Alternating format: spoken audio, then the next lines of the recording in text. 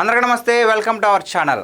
ఇక్కడ కనిపిస్తుంది కదా, ఇది ఏంటి అంటే ఏపీసీఆర్డీఏ భవనం. అసలు ఏపీసీఆర్డీఏ అంటే ఏంటంటే Andhra Pradesh capital region development authority అనమాట.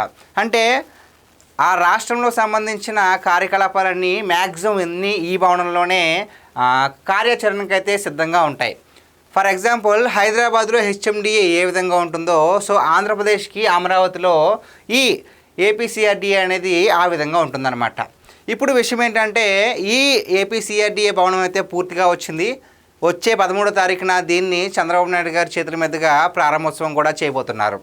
అసలు విషయం ఏంటంటే అమరావతి ఎందుకు పనిచేయదు, రాజధానిగా అసలు పనిచేయదు, అక్కడ భూసేకరణ ఎందుకు చేస్తున్నారు, రైతులు ఎందుకు భూములు ఇస్తున్నారో అర్థం కావట్లేదు, అది రాజధానిగా పనికిరాని నగరము, అక్కడ చేపలు పట్టుకోవడానికి తప్ప ఇంకెందుకు పని చేయదు, పనులేమీ జరగట్లేదు, ఆగిపోయాయి, వర్షం వస్తే వరదొచ్చేస్తుంది. ఇలాంటి పుకార్లన్నీ వైసీపీ వాళ్ళు ఎన్ని సృష్టించారు అంటే ప్రజలు నిజమేనా అని ఒక్క క్షణం నమ్మేసి అంతలాగా వాళ్ళు విజృంభించారు. ఒకానొక దశలో నిజంగానే అక్కడేమీ పనులు జరగకపోతే, నిజంగానే వరదతో మునిగిపోతే కనుక అది భవన నిర్మాణానికి పనిచేయదని మీరు అనుకుంటే ఇదేంటి, మీరు ఆడిన అబద్ధాలన్నింటికీ కూడా ఇదే నిదర్శనం. ఈ ఏపీసీఆర్డీఏ భవనం అన్నింటికీ కూడా నిదర్శనం అన్నమాట. ఒక్కసారి ఆ భవనాన్ని ఏ విధంగా నిర్మించారు, లోపల ఏ విధంగా ఉంది అనేది ఒకసారి చూద్దాం. చూడండి లోపల ఏ విధంగా ఎంత అద్భుతంగా నిర్మించారు.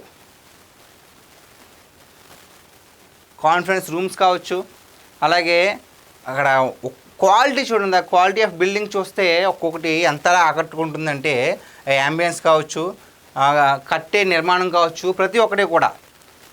వైసీపీ వాళ్ళు ఎంతలా ట్రోల్ చేశారు అమరావతిని. ఆఖరికి అమరావతి వేస్తుల రాజధాని అని దుష్ప్రచారం కూడా చేసుకుంటూ వచ్చారు.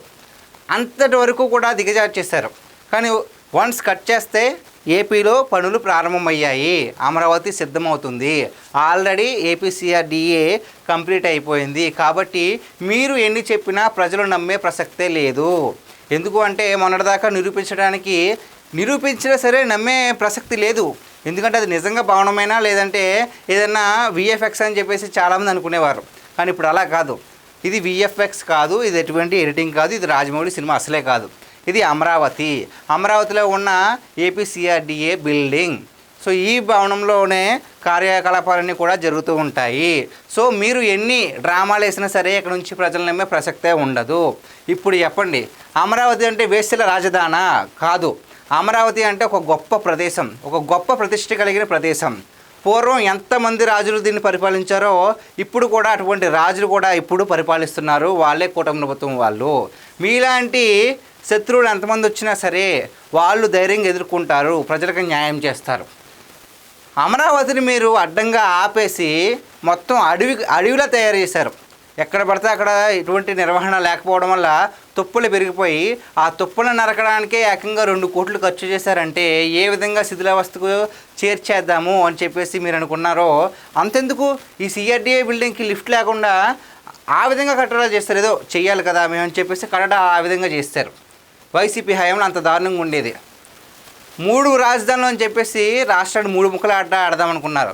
సరే 3 మీ ఇష్టంలాగే ఎదురు చేద్దాం అనుకున్నారు. ఒక్కటైనా పూర్తయిందా? ఏదో ఆర్టిఫిషియల్గా శంకుస్థాపన చేద్దామని చెప్పేసి వెళ్ళడం, మళ్ళీ కొబ్బరికి కొట్టడానికి ఒక రాయుడు ఒక అతను పెట్టుకోవాలి, కొబ్బరికి ఇంకొక అతను కొట్టి చేతికి వేస్తే ఆయన కొట్టినట్టు చేయాలి, ఏదో కొన్ని స్టిల్లులు ఇవ్వడం, ఇది తప్ప ఇంకేమీ చేయలేదు. అలాగే ఇంకొక విషయం ఏంటంటే వైసీపీ వాళ్ళు ఎంతలాగా ట్రోల్ చేశారు.